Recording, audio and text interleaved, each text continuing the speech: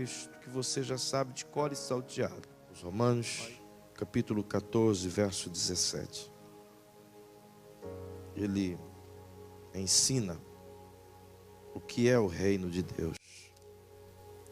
De forma simples, ele diz: porque o reino de Deus não consiste no comer e no beber, mas na justiça, na paz e na alegria no Espírito Santo.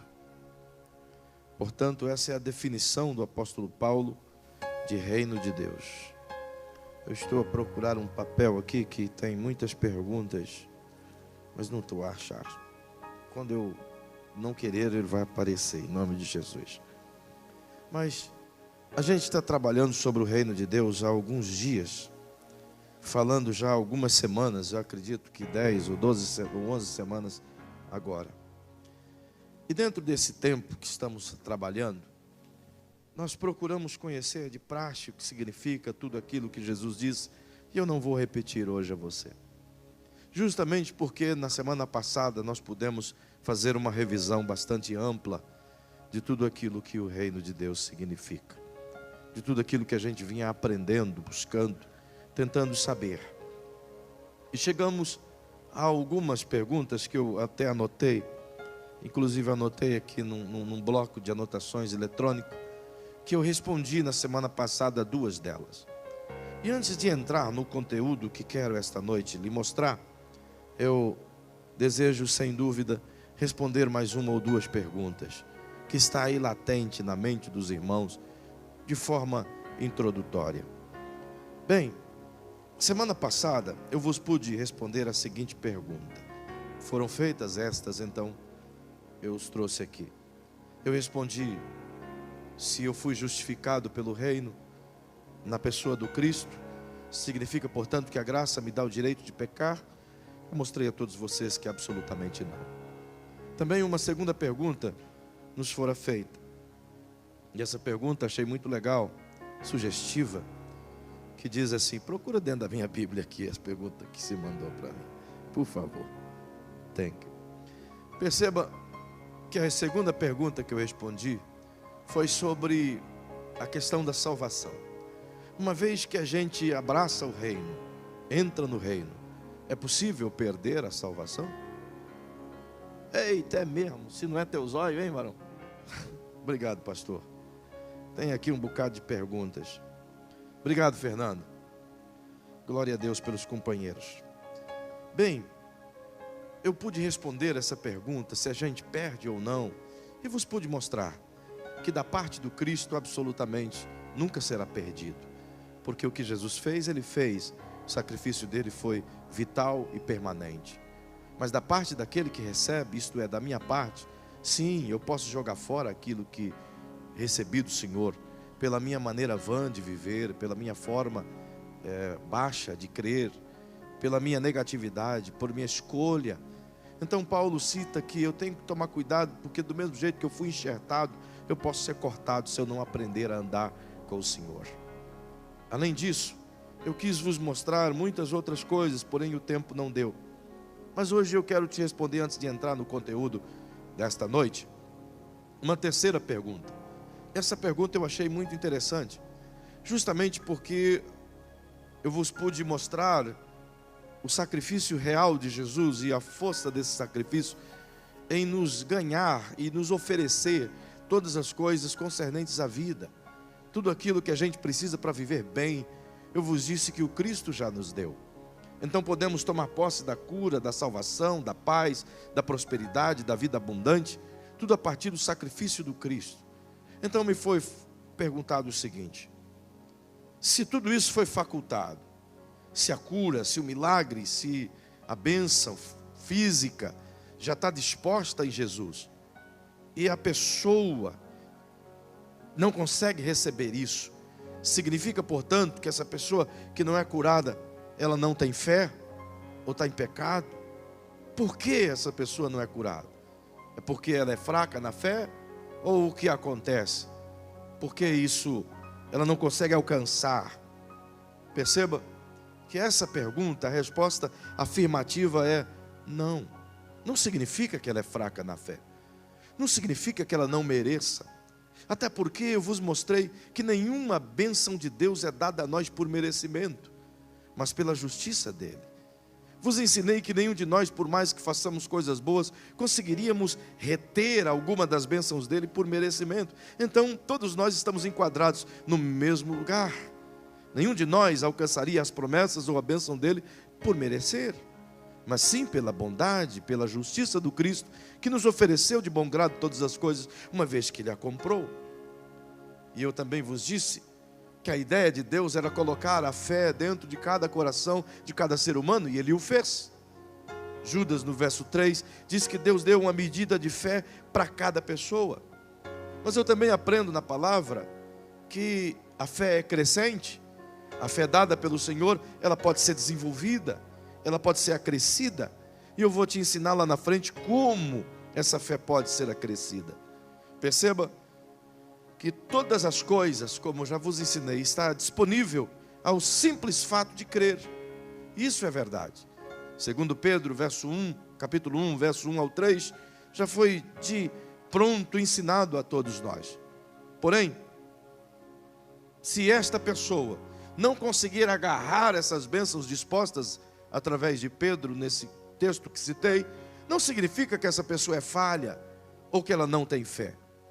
Mas existem algumas razões para isso não acontecer. Perceba que eu queria que você considerasse duas coisas. Diga para quem está ao seu lado. Existem duas coisas a considerar para entender essa pergunta. Primeira coisa, bondade. Segunda coisa, misericórdia. Se você ler o Salmo 23 e o verso 6, você vai ver que o salmista diz que a bondade e a misericórdia do Senhor me seguirão por todos os dias da minha vida. Ele utiliza essas duas palavras juntas, e quase todas as vezes que você ler na Bíblia essas duas palavras, elas vão estar em paralelo, elas vão trabalhar sempre juntas. Quem dera eu tivesse tempo de lhe mostrar todas as referências, mas você pode buscar isso em casa, e você vai perceber que elas são como que duas pernas, como que um trilho de trem. E um trem não pode andar sobre apenas um trilho, ele precisa dos dois. E sempre você vai encontrar essas duas palavras juntas. Por quê? Porque a bondade de Deus, ela nos disponibiliza as bênçãos. A bondade de Deus, através do Cristo, seu Filho, nos colocou todas as bênçãos à disposição. Nos facultou o privilégio de agarrar essas bênçãos. Através do quê? Através da morte vicária do Cristo e a justificação que Ele nos deu. E por meio do crer nele, uma vez justificado, temos acesso a essas bênçãos por Ele já compradas e derramadas para todos nós. Nós não as merecemos, mas é a bondade dEle que nos dá. Você e eu não temos nenhum merecimento na bênção, mas a bondade dele já te deu, já fez. Então, há uma segunda coisa que eu acabei de dizer, que é a misericórdia. E essa que eu acho fantástico, porque nem todas as pessoas conseguem desenvolver a fé a ponto de agarrar as bênçãos que precisam. Nem todas. Nem todas as pessoas conseguem desenvolver a fé como mãos, como eu ensinei há poucos dias, que a fé são como braços que alcançam as bênçãos já liberadas de Deus. Nem todas as pessoas conseguem essa fé de agarrar a bênção. Então é nesse momento que entra a misericórdia de Deus. A misericórdia dele trabalha ao nosso favor, justamente porque ele é Pai e é amor. Não é que ele tem amor para dar, ele é amor puro, diz João. Uma vez que ele é amor, como ele não vai se compadecer de quem sofre? Ele poderia ser um Deus duro e dizer assim, bom, eu já coloquei uma medida de fé em você, e eu já disponibilizei as bênçãos para você, agora é contigo, se vira. Se você não conseguir alcançar a bênção que eu te dei, é problema teu. Ele poderia dizer isso, e seria justo da parte dele, porque sem merecer, ele nos dispôs todas as coisas. Sem merecer, ele colocou em nós a fé para alcançar as coisas que ele mesmo dispôs. Você está entendendo? Recapitulando, nós não tínhamos braços espirituais ou sobrenaturais para alcançar as bênçãos provenientes dele. Então ele nos colocou os braços, chamado de fé. E por meio desses braços, ele sabe que não tínhamos de forma alguma bênção que pudéssemos adquirir, porque a nossa injustiça nos distanciava dela.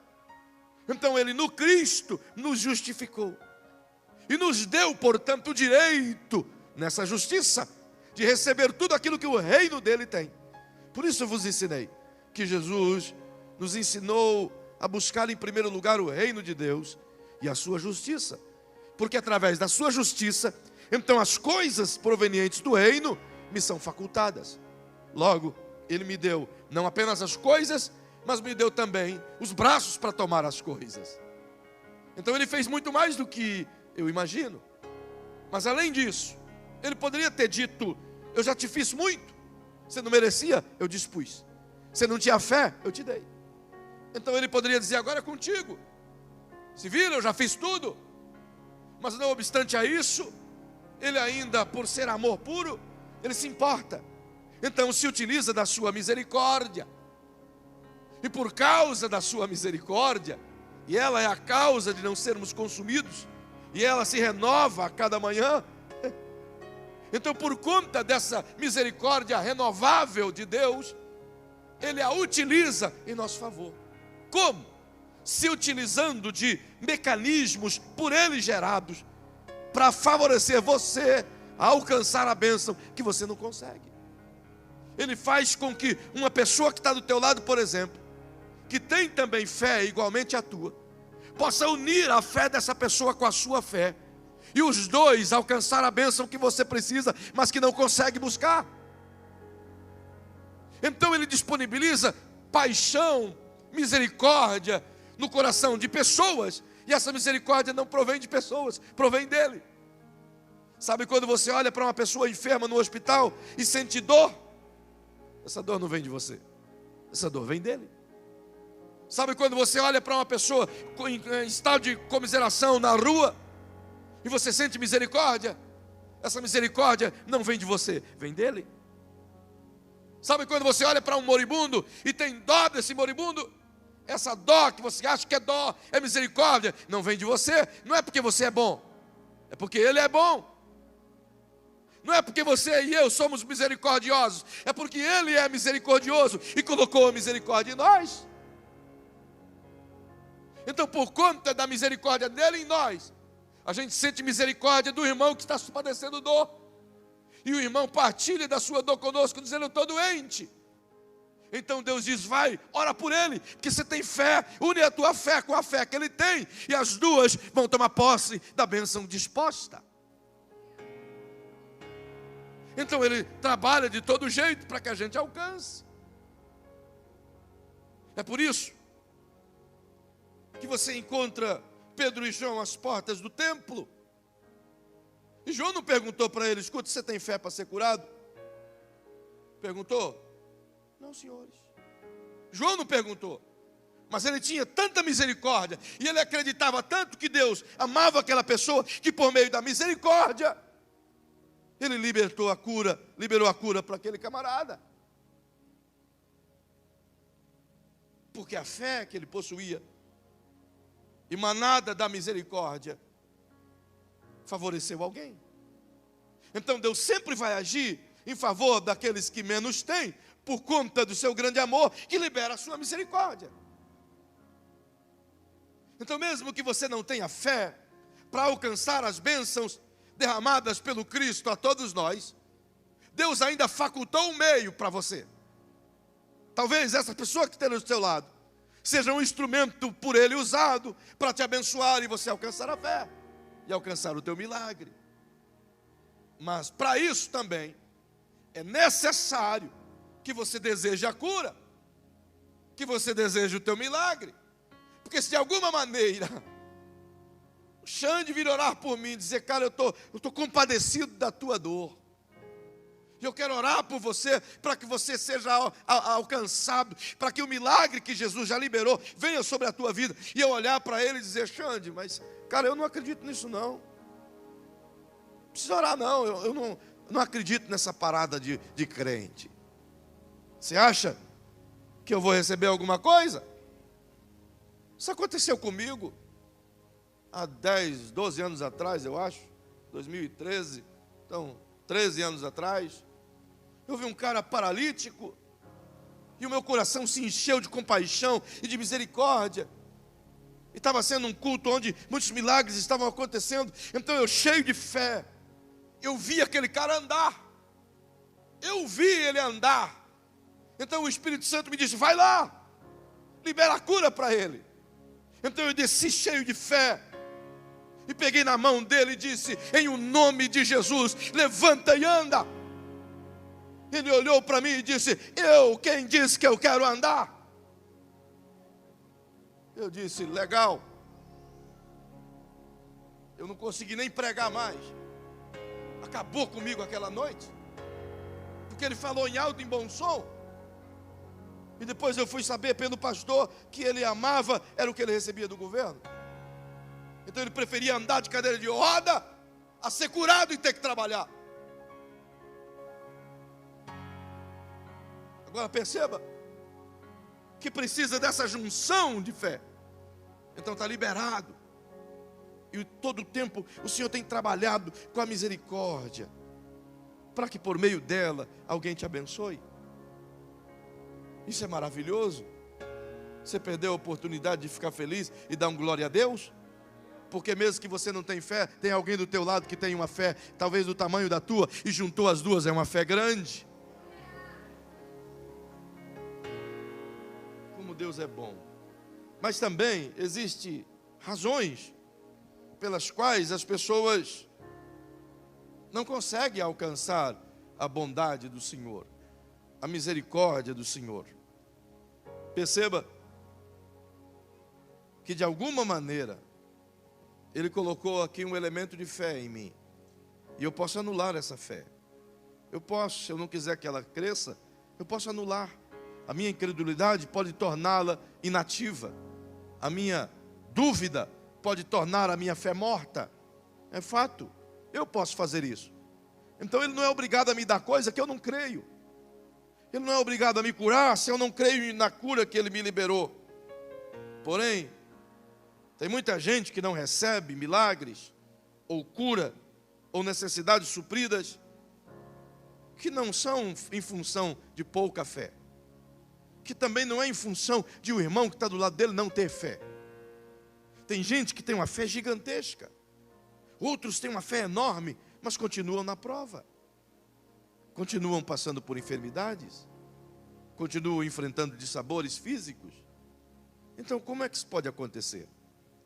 Existem nesses casos o propósito eterno de Deus, e os propósitos eternos de Deus são soberanos, e Ele não deve satisfação a ninguém acerca disso. Você pode perceber, como por exemplo, Paulo, lá em Filipos, em Atos capítulo 16, ele precisava sofrer como sofreu? Ele precisava ter o corpo dilacerado como teve? Só para pregar o Evangelho? Não precisava, mas aquilo passava pelos propósitos de Deus, de salvar apenas uma alma carcereira e outros presos que estavam lá dentro. Propósitos. Ele orou o dia inteiro para Deus livrar, mas Deus não quis fazê-lo. Quer outro exemplo? E esse acontece muito conosco. Há uma referência do apóstolo Paulo, quando ele escreve à igreja de Corinto, e se você quiser olhar lá, em 2 Coríntios capítulo 12, eu não vou nem ler porque é muito grande. 2 Coríntios capítulo 12, verso 1 ao 10, você vai ver uma cena bonita, onde o apóstolo Paulo diz: eu conheço um homem, que no corpo ou fora do corpo eu não sei, mas eu só sei que esse homem saiu do seu corpo, e foi ao terceiro céu, ao paraíso, e viu coisas inefáveis, lindas, que não é lícito nem contar para ninguém, não posso nem falar dessas coisas para ninguém, de tão lindas que elas são.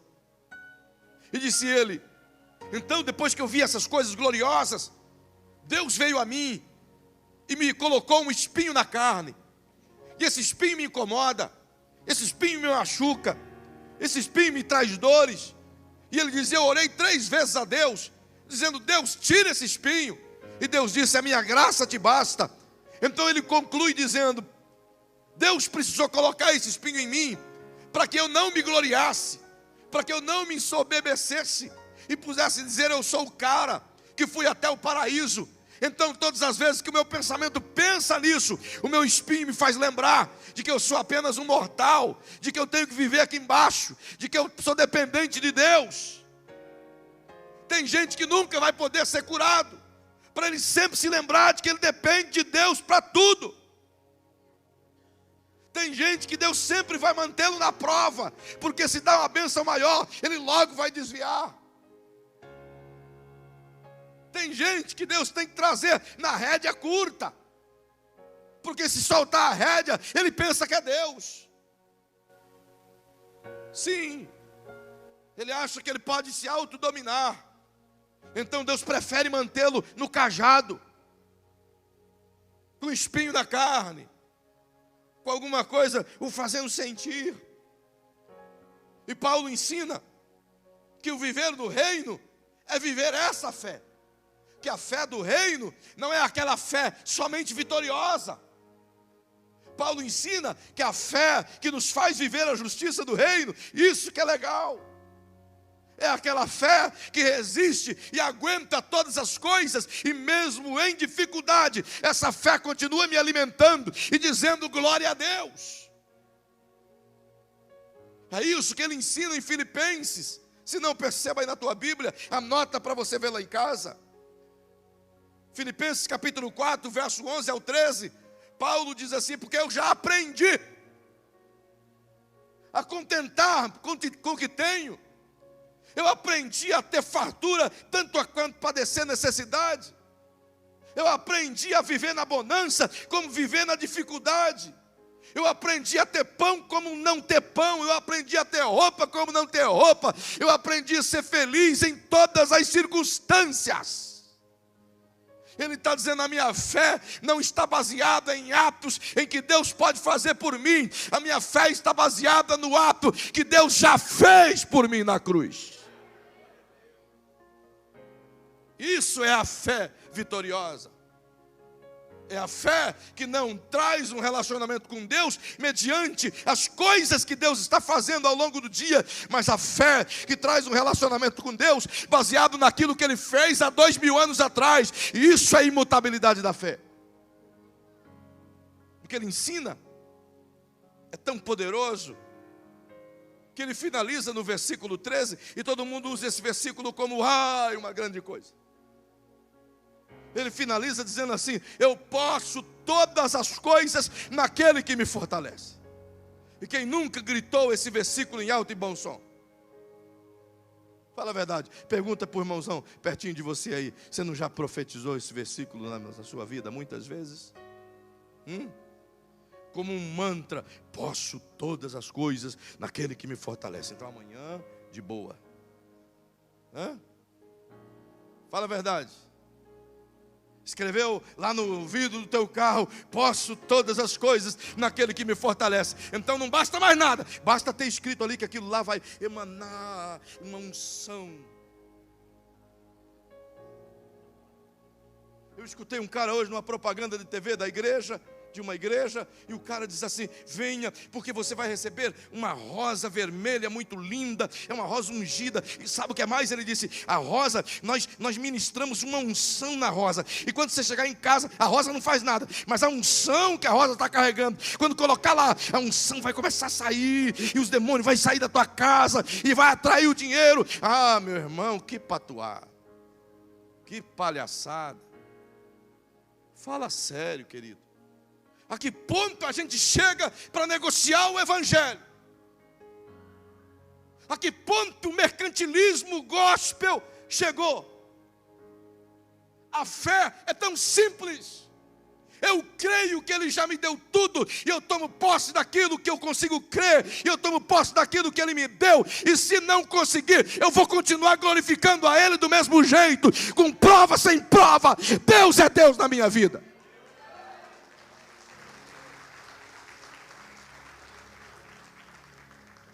Existe uma canção antiguíssima que diz: eu vou seguindo a Jesus Cristo. Não é verdade? Desse caminho eu não desisto. É só até aqui que eu sei. Não sou do seu tempo, irmão. Perceba que é essa fé que Paulo ensina a ter. Essa é a fé do reino. Então não se martirize porque você está padecendo alguma coisa. Comece a orar a Deus e a dizer: Deus, qual é teu propósito nisso aqui? Me ensina a ver a tua mão nisso aqui. Aí Deus com certeza vai te responder, vai te dizer, talvez como disse a Paulo: a minha graça te basta, continua vivendo. Você está na dependência minha, enquanto você está aí, eu estou te sustentando, estou te ajudando, estou te levantando, estou te abençoando. E você vai chegar no final da jornada e vai poder dizer glória a Deus. Afinal de contas, Jesus disse assim: no mundo tereis aflições, mas tende bom ânimo. Então chacoalha o ombro do seu irmão e diga: seja animado, irmão. Animado é desse jeito aí? Seja animado, irmão. Estou animado, irmão. Que barbaridade, irmão. Que tarde animação. Sabe, eu não tenho que parar. Eu estou só na pergunta, eu tenho que correr.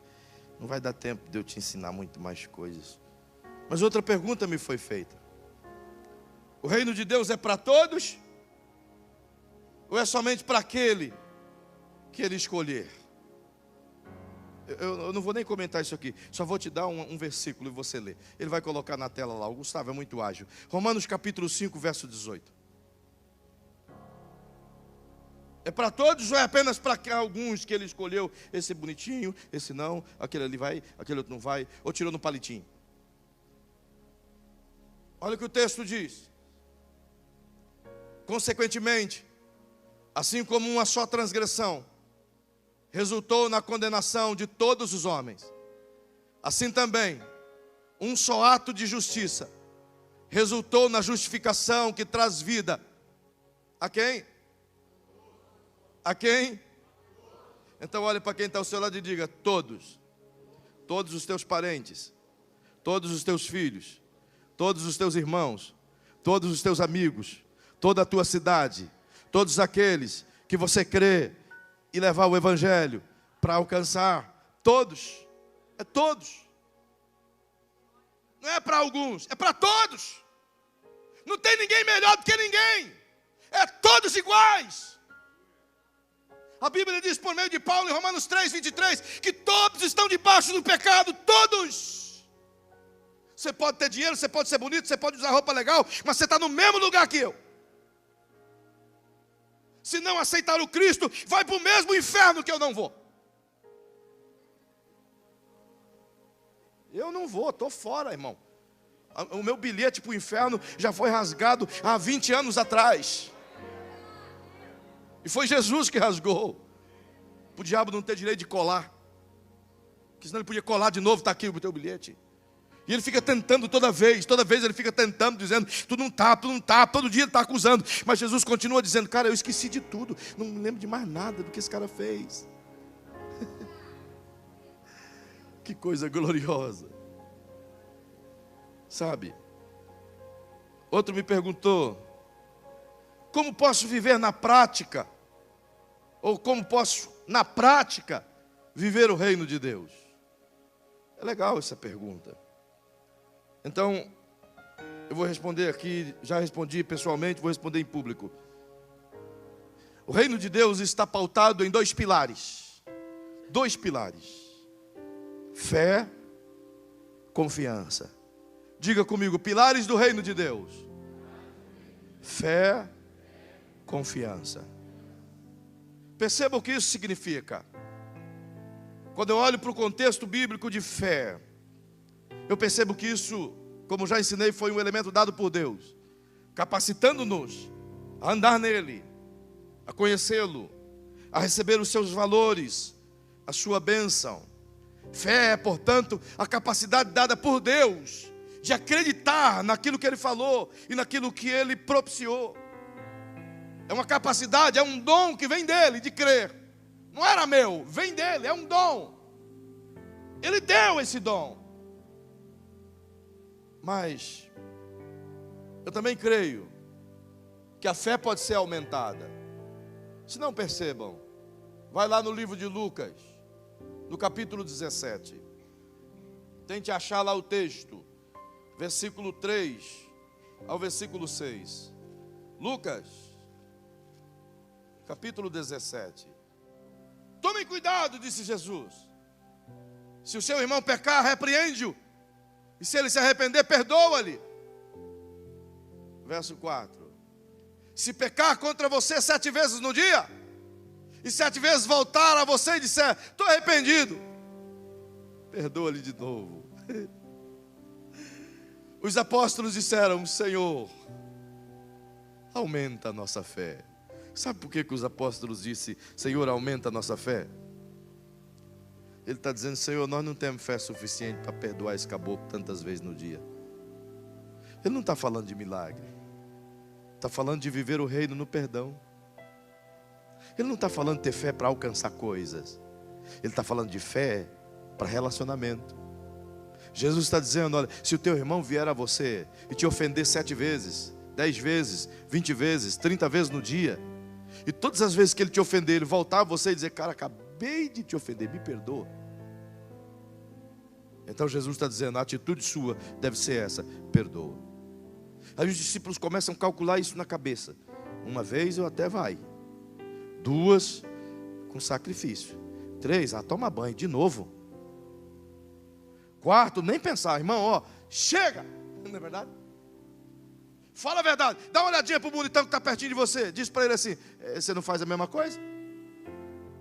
Fala a verdade, irmão, se na 3ª vez que o caboclo te aperreia, o que dá vontade de você fazer com ele?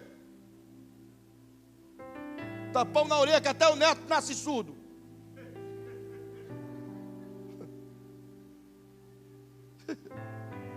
Não é isso que dá vontade?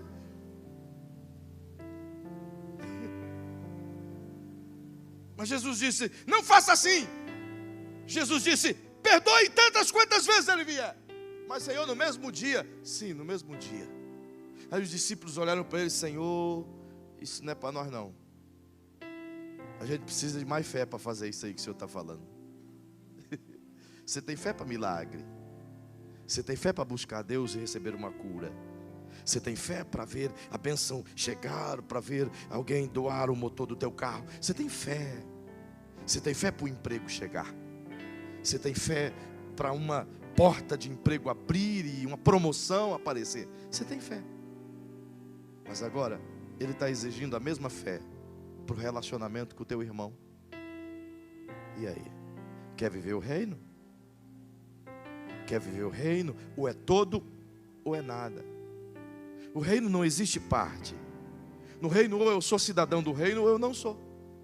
No reino, ou eu ando com Jesus, ou ando com o diabo. Não existe meio termo. No reino não dá para mim andar com um pé dentro do caminho largo e outro pé no caminho estreito. Não dá.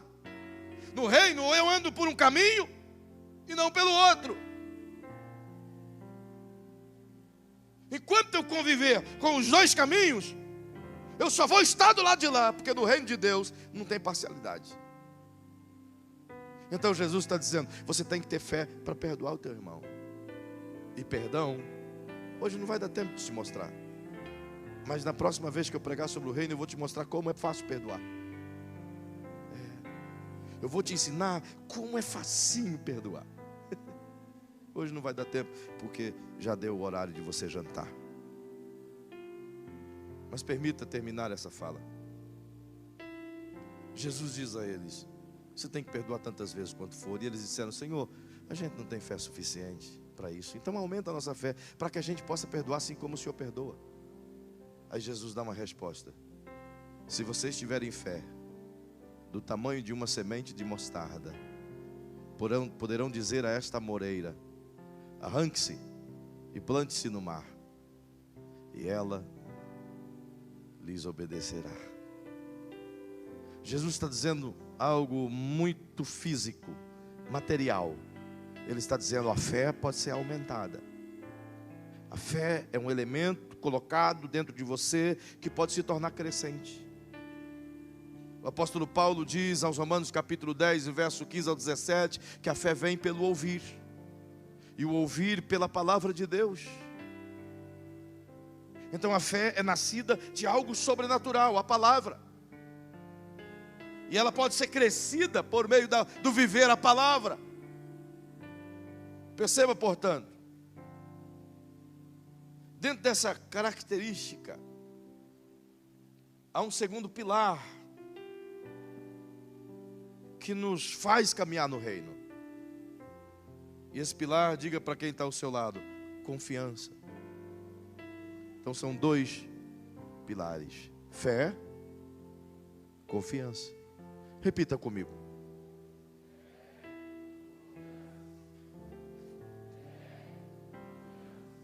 Portanto, tudo que você vai viver no reino está pautado sobre essas duas coisas: fé, confiança. A fé, confiança vai trazer a você a bondade e a misericórdia.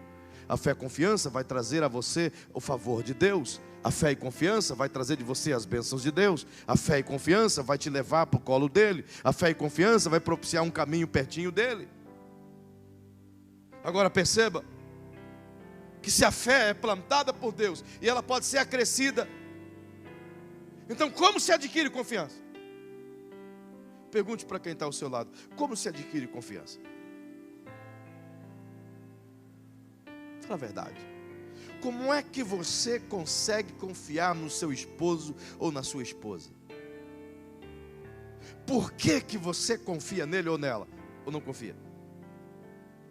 Se você confia nele ou nela, fala aí, Tiago. O que é que faz você confiar? Hã? O que é que faz, Berê?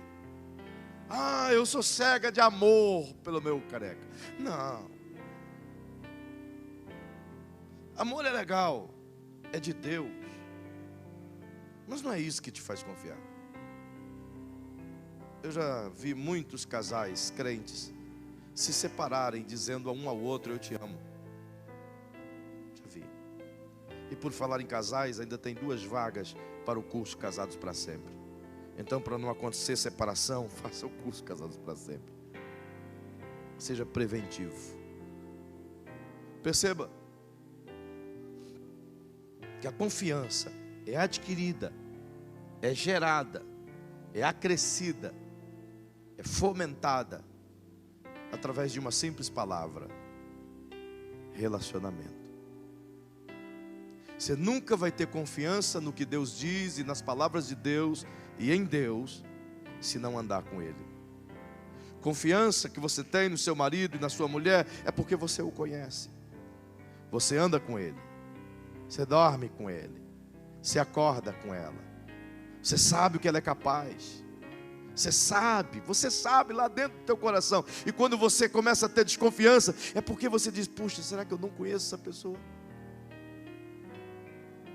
Vivi 40 anos com esse caboclo, não conheço. É um pouco difícil. Mas perceba que o andar com Jesus vai te favorecer conhecer o jeito dele, quem ele é, o que ele pensa. Você vai ver que a fala dele nunca caiu por terra. Você vai ver que tudo aquilo que ele diz, ele fez. Você vai ver que tudo aquilo que ele promete, ele cumpre. Então isso gera confiança. Relacionamento com ele te faz acreditar em tudo que ele diz. Então se ele diz que ele te deu, ele já te deu. Se ele diz que te favoreceu, ele já te favoreceu. Confiança. Talvez o grande problema nosso não seja a fé, porque a fé você tem. Talvez o grande problema seja confiar. O problema nosso é justamente o fato de descansar nele. E confiar nele é descansar nele.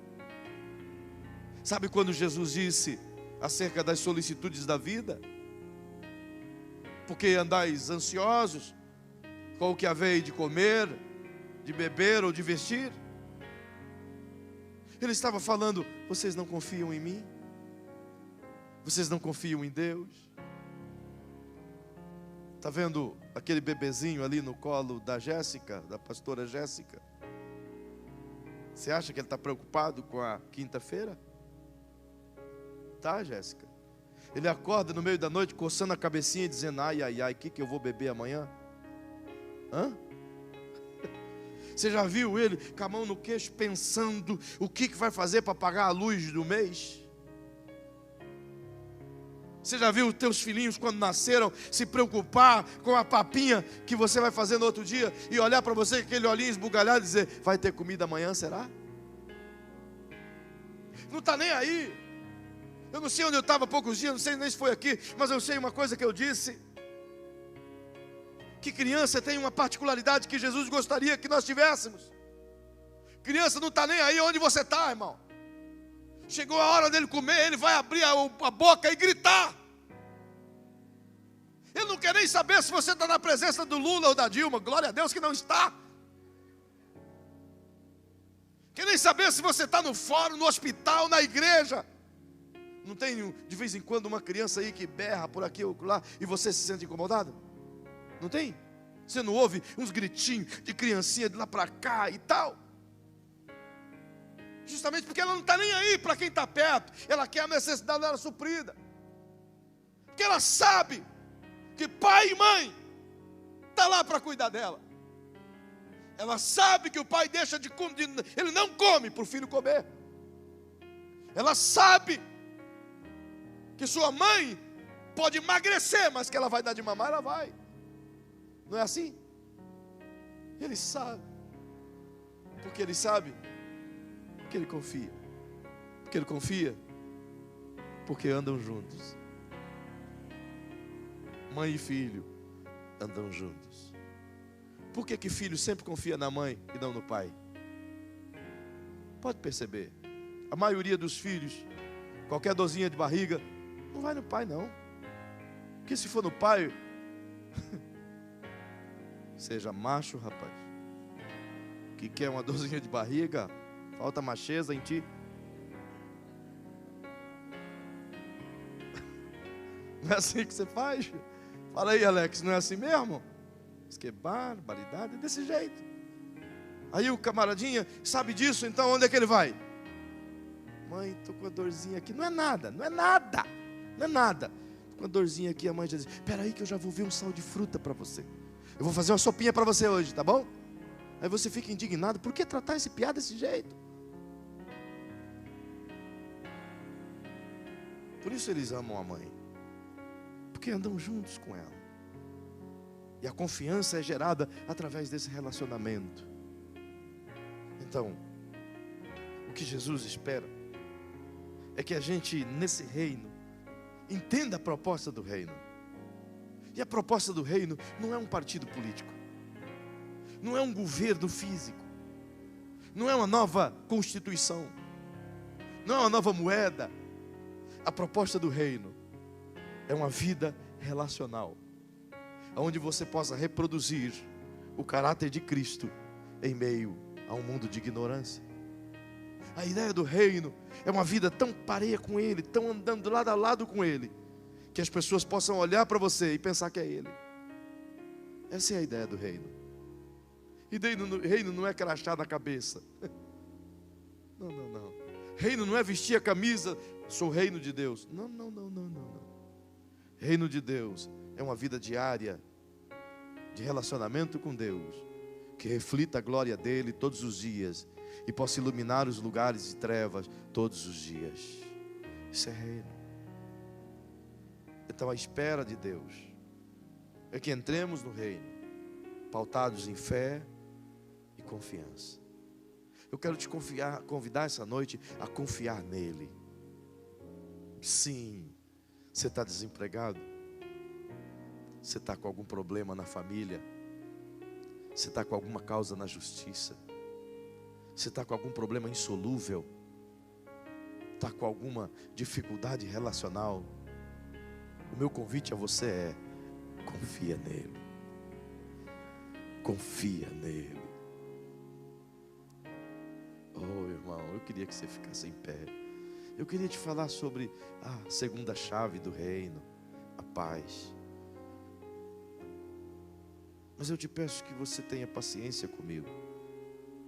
Eu estou tentando ser transparente e te ensinar tudo de maneira muito clara, simples, para que não reste dúvida ao teu coração, mas que o teu coração sim esteja completamente descansado e confiando plenamente no Senhor. Esse é o meu pedido. O salmista, em uma coletânea de canções chamada Cântico dos Degraus, é o anjão, Cântico dos Degraus, Salmo 125, ele diz assim: os que confiam no Senhor serão como os montes de Sião, que não se abalam. Aleluia. Eu vou dizer de novo. Eu queria que você dissesse comigo, diga comigo assim: os que confiam no Senhor são como o monte de Sião, que não se abala, mas permanece para sempre.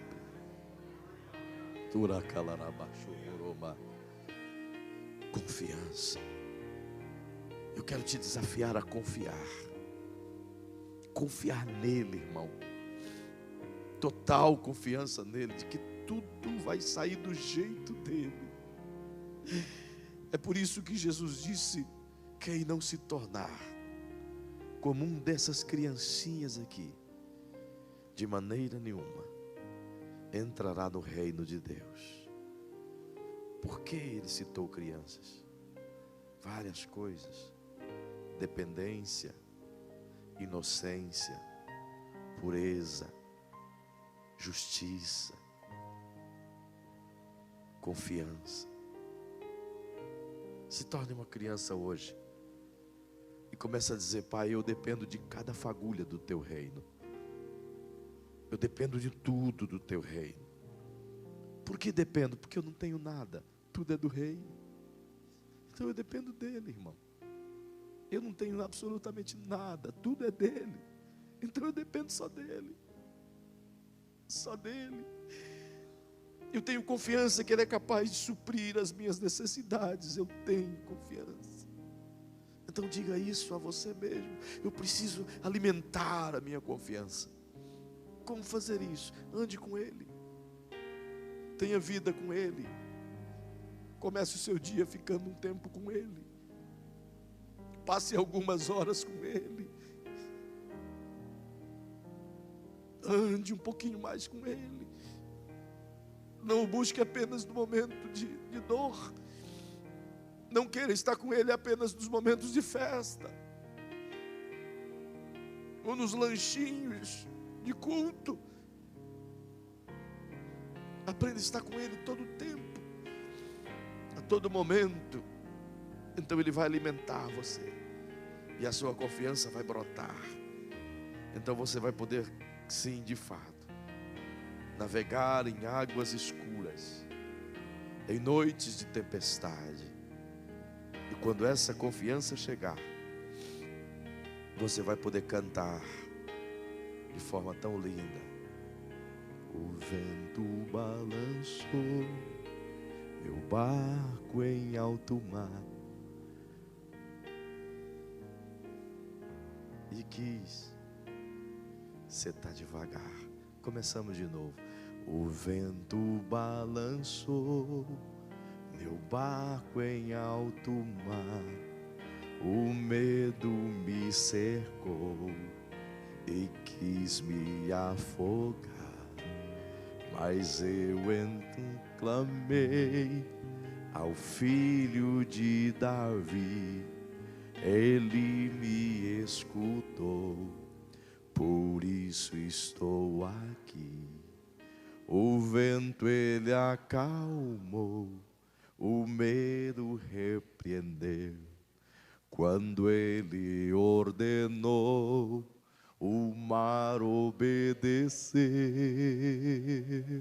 Então, não temo mais o mar, mais firme está minha fé, no meu barquinho está Jesus de Nazaré. Se o medo me cercar, ou se o vento soprar, seu nome eu clamarei, ele me guardará.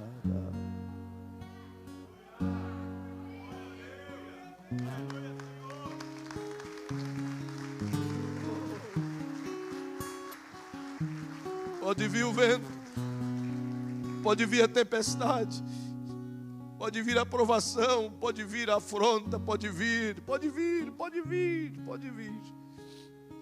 Os meus pés, como os seus pés, estão firmados na rocha.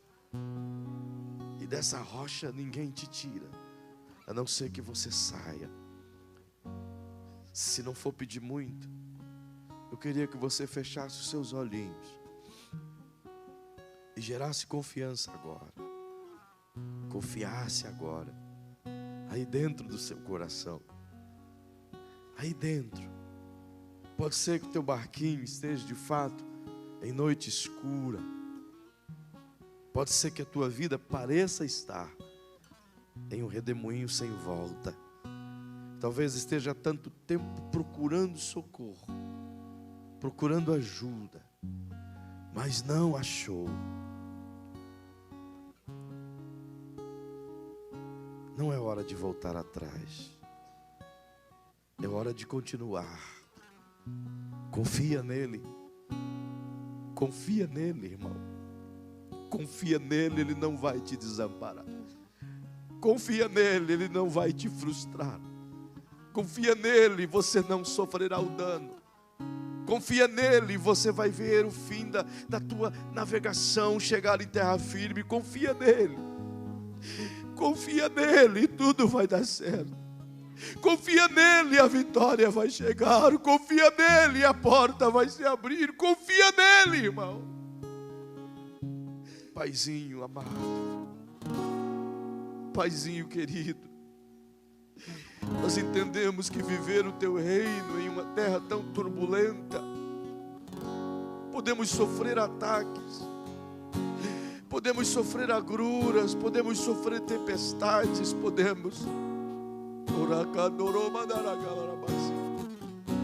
mas a gente acredita, Senhor, que em meio a essa terra tão escura, a esse mar bravio, ainda que o nosso barco esteja sendo jogado de um lado para o outro, a gente acredita, Pai, que o Senhor está conosco.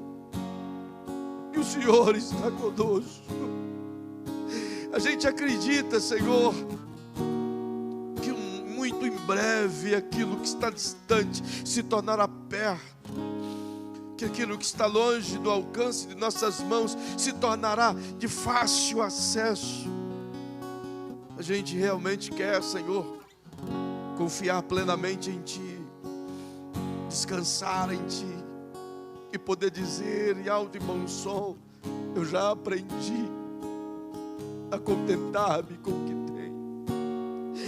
Então ensina-nos, Senhor, a viver como luzeiros em uma terra tão escura. Ensina-nos a trazer o Teu reino justamente nos dias de tempestade. Ensina-nos, Senhor, a ser a luz forte em meio a tanta treva. Ensina-nos, Senhor, a viver o Teu reino de forma tão pujante, tão poderosa. Ensina-nos a confiar plenamente em Ti. Nos dá o acesso à sala do Seu trono. Nos dá o acesso ao Teu coração. Eu te peço agora, meu Pai, que a Tua igreja possa andar contigo, que ela possa estar contigo, que ela possa viver contigo e que ela possa desfrutar do Teu reino sobre esta terra. Sim, Senhor, entendendo a Tua bondade e a Tua misericórdia, sabedores que a Tua bondade e a Tua misericórdia nos acompanharão por todos os dias da nossa vida. Senhor, eu quero declarar isso sobre esta igreja. Se é que eu posso, Senhor, eu faço uso da Tua palavra e declaro que aquele que crer, aquele que andar no Teu reino, que a Tua bondade e a Tua misericórdia o acompanhe por todos os dias da sua vida. Se posso liberar isso, Senhor, eu quero te pedir que a bondade do Eterno e a misericórdia dEle venha sobre cada crente aqui esta noite, venha sobre cada família aqui esta noite, venha sobre cada pessoa aqui esta noite. Ah, Espírito Santo, que a Tua graça, que a Tua bondade, que a Tua misericórdia nos inunde, pois tudo que queremos é viver em Ti e estar em Ti. Oh, estar em Ti. Aleluia. Oh, se você puder encerrar comigo esse culto, mas estendendo a tua mão sobre quem está perto de você. Eu queria que você sentisse o que eu estou sentindo fluir aqui nesse lugar. Oh, estende a tua mão para quem está perto de você. Usa de misericórdia. Usa da misericórdia de Deus derramada sobre a sua vida como um canal de bênção na vida do teu irmão. Você é esse canal. Você é esse canal. Você é esse canal de misericórdia. Aciona a bondade de Deus agora. Aciona a misericórdia de Deus agora. Clame pelo reino de Deus na vida desse homem e dessa mulher. Peça ao Pai para que o reino venha, para que o reino desça. Oh, eu te imploro, Senhor, que o teu reino venha sobre essas famílias, que o teu reino venha sobre essa casa. Senhor, que os filhos desta casa sejam salvos no teu reino, que essa família seja salva pelo teu reino, Senhor. Que haja salvação nessa empresa, Senhor, que todos os funcionários se rendam ao teu reino, Senhor.